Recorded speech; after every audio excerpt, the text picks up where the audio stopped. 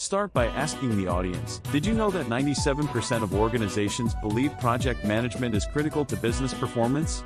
Introduce the video by stating that project management techniques are essential for leaders to succeed in achieving their goals. Have you ever faced challenges in managing projects efficiently and effectively? Well, you're not alone. Leaders often struggle with common project management challenges that can hinder their success. Let's delve into various project management techniques such as Agile, Scrum, Kanban, and Waterfall. Each method offers unique approaches to managing projects effectively. Agile focuses on flexibility and adaptability. Scrum emphasizes teamwork and iterative progress. Kanban visualizes workflow and limits work in progress, while Waterfall follows a linear and sequential approach. Now, let me share a success story of a company that significantly improved its project outcomes by implementing the right project management technique. By embracing agile methodologies, this company increased collaboration among team members, enhanced productivity, and delivered projects on time and within budget.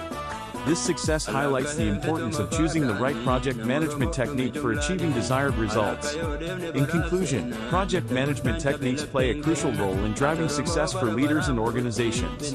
Remember to consider the specific needs of your projects and team dynamics when selecting the most suitable approach.